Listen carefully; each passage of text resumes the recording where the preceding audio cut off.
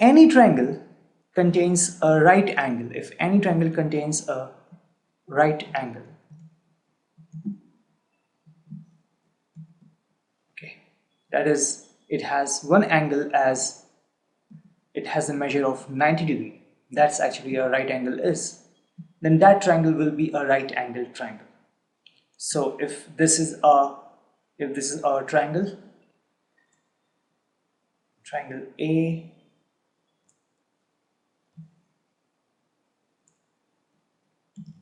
triangle B, vertex B and vertex C. Now clearly, if you can look at this triangle, then you can say that, hey, this is right angle and this will be therefore 90 degree. So this is a right angled triangle. Now if a triangle is a right angle, then of course one of its angle will be a right angle, that is 90 degree. And always remember the other two conditions, that there will be no obtuse angle. There will be no obtuse angle in that triangle.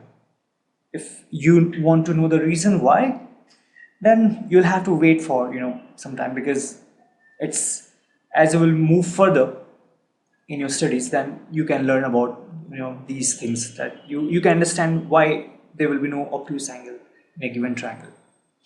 So the first condition is that there will be no obtuse angle, and the second thing is that all the other two angles, they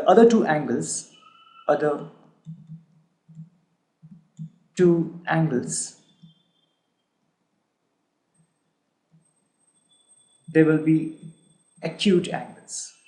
The two angles will be acute, not necessarily equal. I mean, it's not necessary that these two angles will be equal. They can be equal, but not necessarily. But what's true is that they will surely be acute angle. So in a right angle triangle, one angle will be a right angle. So since one angle is right angle, therefore there is no chance that any of the other angles will be obtuse angle. No chance. But the other two angles will surely be acute angles.